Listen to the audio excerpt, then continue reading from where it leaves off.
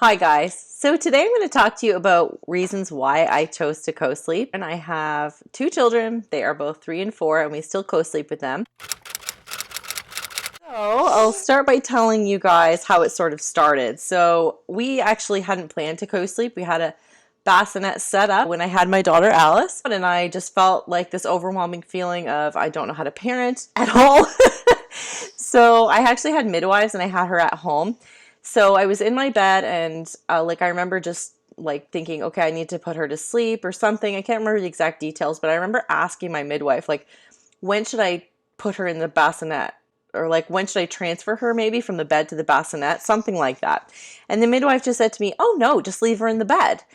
And I was like, oh, okay, great. I just didn't even think anything of it. And so, it just sort of started a routine where she was just in the bed and I would breastfeed her. And early on, I had complications breastfeeding her. So I had to basically pump, and then we had to take the bottle and take this little tube and basically let it drip into her mouth for her to drink it. I can't remember the name of the drug, but I'm convinced that's what it was. I want to say it's morphine, but it's not. I can't remember the name of it. But anyway, and all it did was make her come out just dozy. And I just feel like that contributed to why she wouldn't latch and breastfeed. I just had so much trouble. I tried so many things. But anyway, so we had to pump, do this bottle tube thing, and then sleep. And so it was like, we desperately needed the sleep. My husband would do some of it for me. He would feed while I pumped or something. We had a routine going, but this was every couple hours. And so we'd have to wake her, feed her, whatever, change her, blah, blah, blah. And you already, as you guys know, if you have a newborn or have had a newborn, you don't get a lot of sleep. So like that extra little bit of sleep that you can get by not having to pick them up carefully and transfer them to the bassinet is golden. You need that. So I realized that a lot of my reasons have to do with safety, which is ironic because I think a lot of people feel that co-sleeping isn't safe, and that's the reason why they choose not to do it a lot.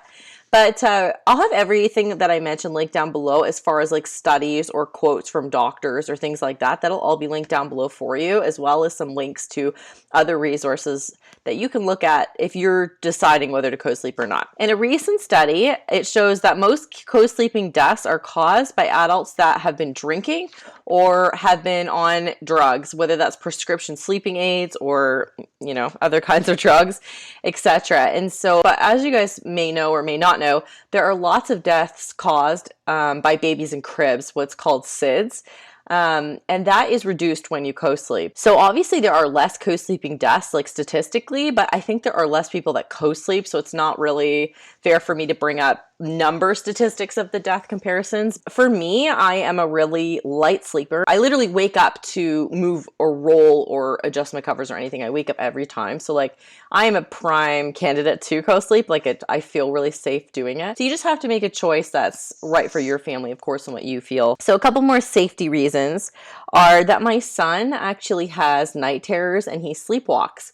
And so there have been times where he has like run out of the bed, like just having a dream. Who knows where he would have made it had I not been able to wake up right away because I was right beside him and grab him before he got out the door, right? He's heading for the door. Yeah, I don't know what kind of dream he's having, but so he could like end up down the stairs or who knows what if he was in his own room or in his own bed. That's important as well for us.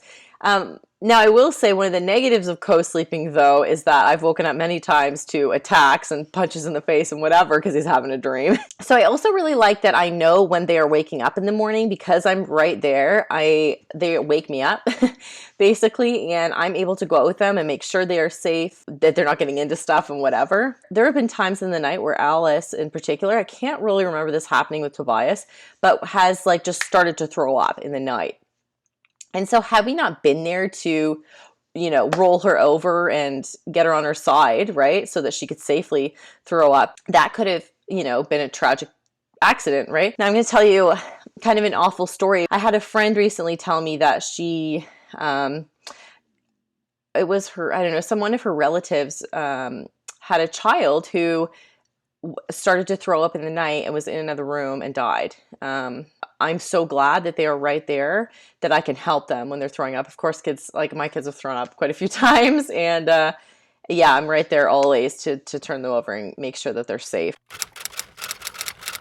So the next sort of section of reasons is the relationship that I have with my child. So it may be all in my head, but I feel like my children and I are closer because we co-sleep. There's just moments that you have at night when you're, when they're falling asleep or when they wake up in the night or whatever, that would be missed if, they weren't co-sleeping right beside you.